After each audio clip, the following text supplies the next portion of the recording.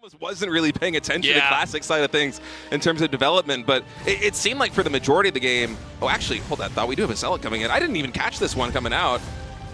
This is a old style opening here with a Zealot and 2 Adept follow-up. He's going to be able to at least delay that SCV there, the natural expansion. I think the goal is that you chrono boost the second Adept, and ideally they're able to meet up there at the Terra Natural and further delay the CC, but it seems like Classic is kind of writing that off a little bit by trying to scout down that Reaper. But to go back to the point that I was making before, one of the reasons why Classic was able to balloon up to a max supply very quickly, have 90 probes, have this gigantic bank. These Adepts are actually coming in here. I'm so surprised by this, man. I keep not expecting Classic to poke in like with a Zealot or with these Adepts. I feel like it hasn't really been going his way thus far. I'm surprised at these commitments.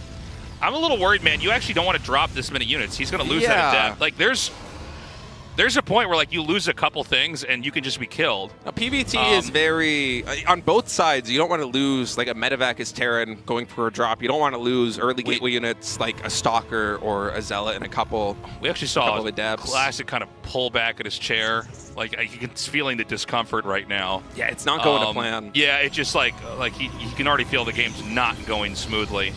And you know, remember, a lot of like these little attacks that Terran are coming out with, a couple of units you have extra to help you fight are big. Where did the Medevac go? My God. Okay, he's like just barely on the outside.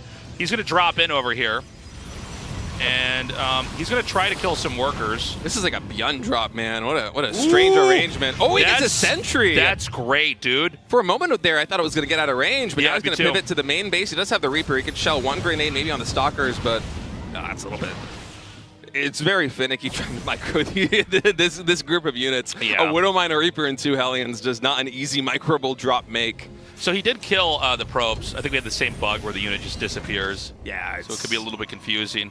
But yeah, I mean, this is looking pretty good for Classic, you know, all things considered. Yeah, just to quickly wrap up the point that I was making earlier. Yeah, go ahead. So Classic was going into Storm very quickly, and that means that you're going to be ramping up with the gas very quickly. But beyond that, it felt like when he took all the extra bases, like from base 3 on, he wasn't really taking a lot of Esping Geysers. So that's part of why it was so hard for Classic to recharge with Colossi, with Disruptors, with Storm. He kind of had to choose one out of those 3. He opted for almost like a Blinkstalker Disruptor composition, which can work against most Terran players in the world, but with somebody with a micro of Cure or like a Maru or a Clem, it is very difficult to actually make that happen. So I'm wondering here, from Classic's perspective, do you play a little bit more of a less expansive style and go a little bit more into the gas so that you don't fall into this trap of only having one AoE should we go to the late game?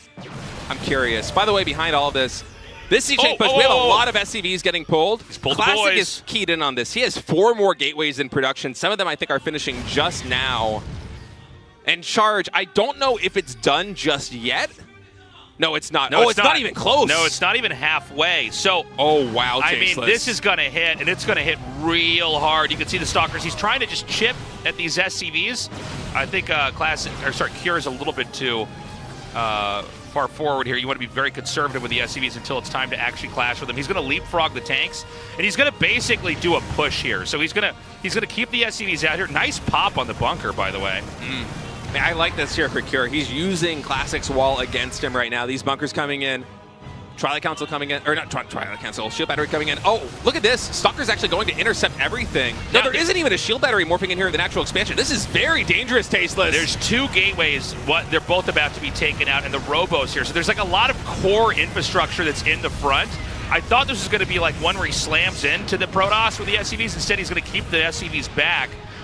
And make a ton of bunkers, and I just don't know if you can bust this. Dude. There are Stalkers intercepting, by the way, more reinforcements, so I think that Cure has to kind of park his reinforcements for a little bit here. He's going to come in. Some of these bunkers are not done. And Charge just now finishing. Archon is trying to absorb a lot of the damage.